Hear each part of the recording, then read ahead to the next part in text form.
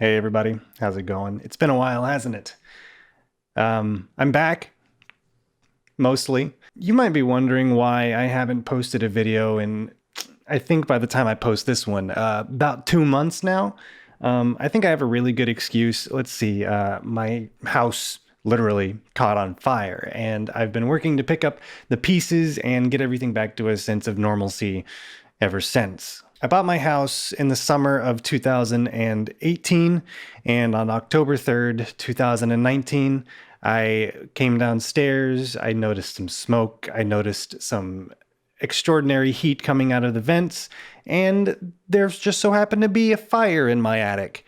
So I evacuated. Me and my roommates called 911, and I cried on the sidewalk while the firemen did their best to put out the flames. It's kind of funny, uh, having something like this happen is not something you ever expect. I guess that goes without saying. Uh, House fires are, I guess, rare.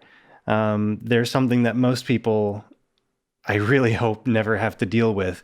It's a scary thing. Even though we called 911 as soon as we noticed the fire had already been burning for what seems to be a pretty significant amount of time. And by the time that we noticed the fire, I ran out to the backyard, and there was already flames just like shooting out of the roof.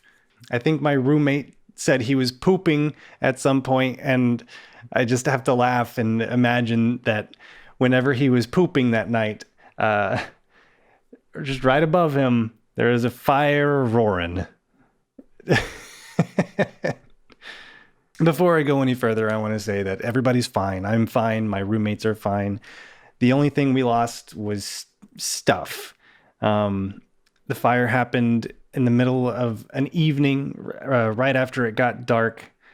So nobody was in bed yet. Nobody was winding down, and people were just relaxing. So we were able to get out. But unfortunately, for my roommates especially, the fire was on the roommates' side of the house, and there was actually no fire or water damage on my side of the house. So I got relatively fortunate. However, the thing with fires is that even if your stuff isn't ruined by the fire itself or the water that gets just sprayed onto the house, causing the ceiling to collapse into the bedrooms, the smoke still gets everywhere.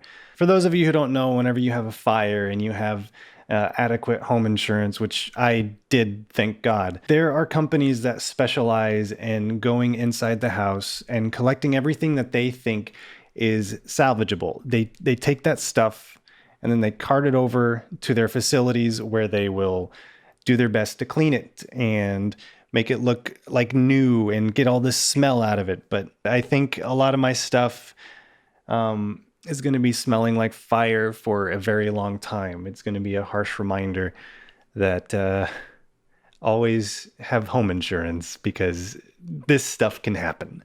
Like I said, most of my stuff is relatively unharmed.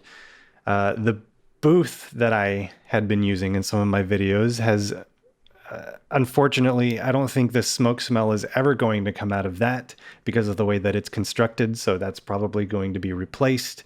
My house is going to be rebuilt basically from the ground up. Stuff like beds that are filled with memory foam, acoustic panels, sound foam that I should have on the wall behind me because this room sounds terrible through the microphone. All of that is gone. I'll have to replace those. The sofa's gone. My TV in the living room was damaged by water. But all things considered, I got out lucky. My roommates, not so much, but we'll talk about them a little more later. I want to be clear about something. I'm not making this video to make anybody feel sorry for me.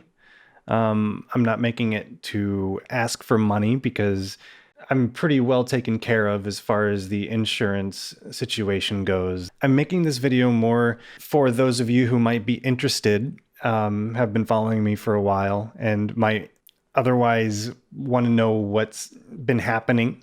And I also kind of am making it for me as a sort of way to chronicle what's happened and just kind of, looking back on where I am in my, what's hopefully going to be a continuing YouTube career. Because as far as milestones go, this isn't one that you ever want, but it's definitely a milestone, I guess, an act of God kind of milestone. And that in itself is interesting and worth looking back on and chronicling. The day that I'm recording this, it's been a little over 3 weeks since the fire happened. And when I play it back in my memory, when I go back to that place and I play through everything that happened, everything building up to it, and then eventually culminating in seeing the fire with my own eyes, and then everything that happened afterwards, the like 6 fire trucks, the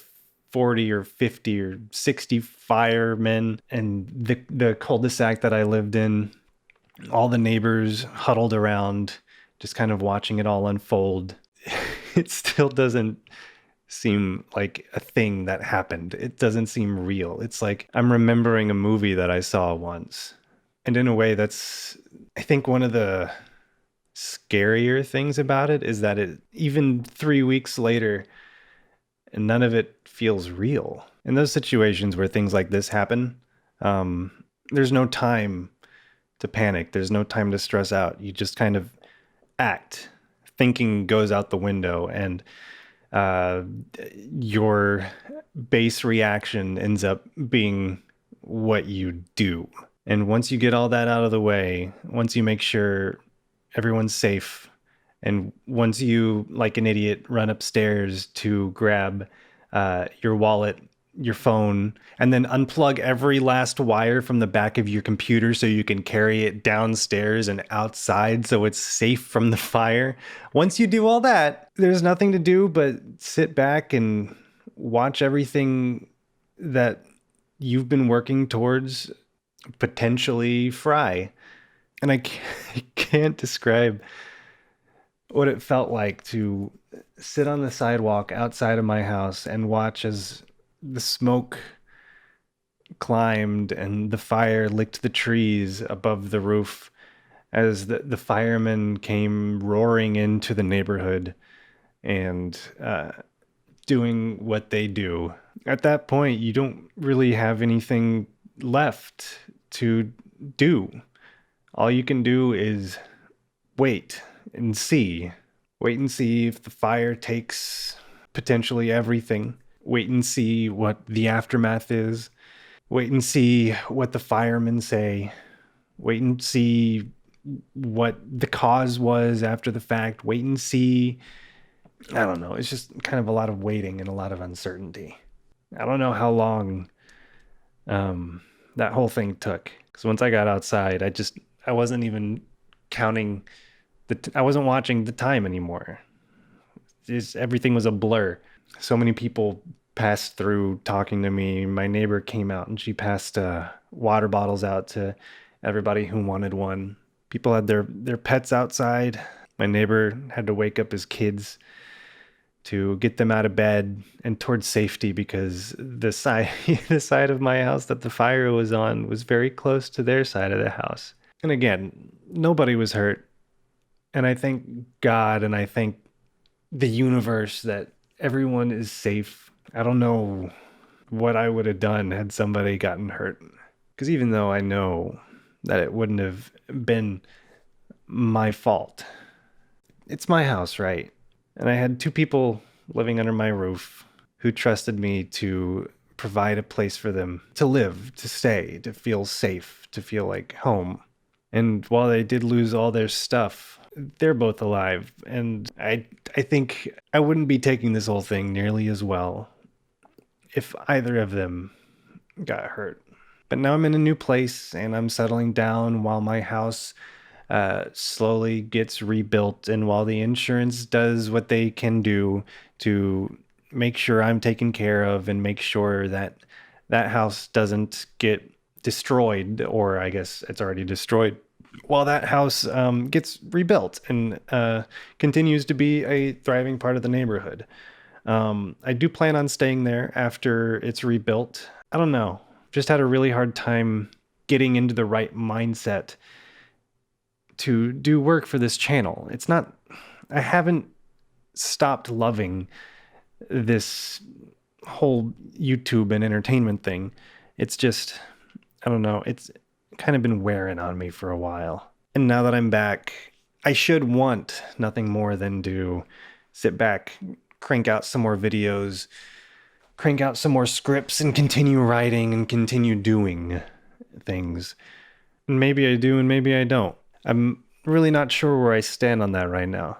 All I know is that I'm going to continue to keep trying to produce stuff. However, I don't think that I'm going to be able to stick to any strict time frame. And that's for my own sanity. And I think a lot of it just comes down to my own expectations for where I should be at right now and where I thought I would be at right now have been just completely overblown by myself. And it's caused some unhealthy thoughts and unhealthy expectations as far as this whole hobby is concerned. Let's call it what it is. It's still just a hobby. It's something that I do in my spare time after I've come home from work, or when I'm home for the weekends, or when I'm taking time off at work. However, my Bloodborne video, as long as it's been not Bloodborne, Bloodstained.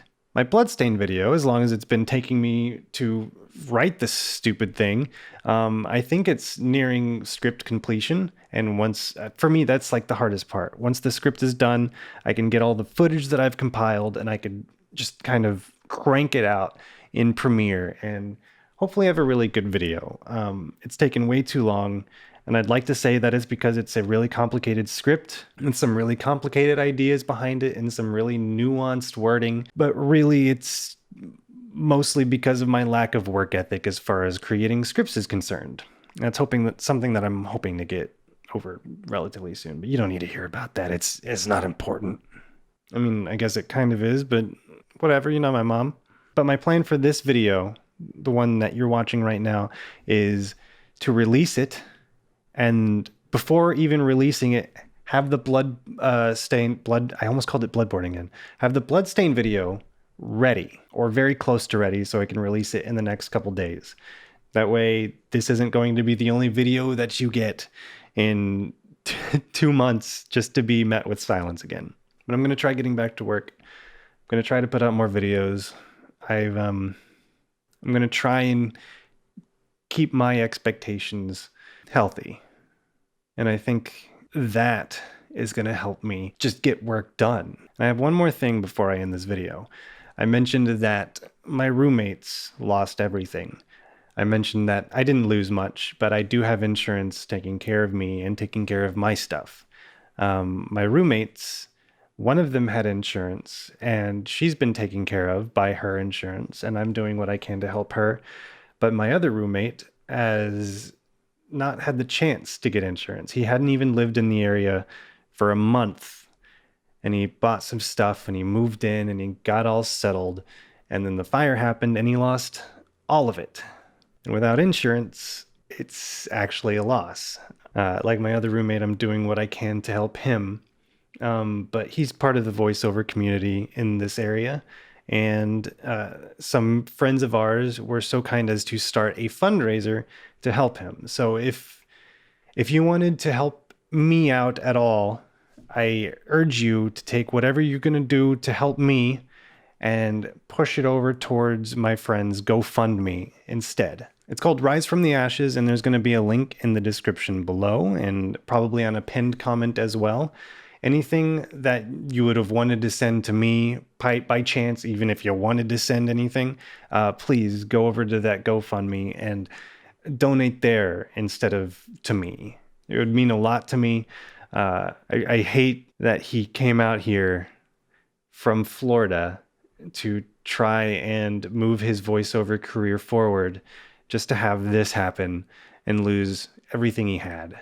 It would mean so much to me if you could give even as little as $1 to this fundraiser to help him get back on his feet. If you're watching this video late and by chance the fundraiser's already done and it's not online anymore, then thank you for even looking.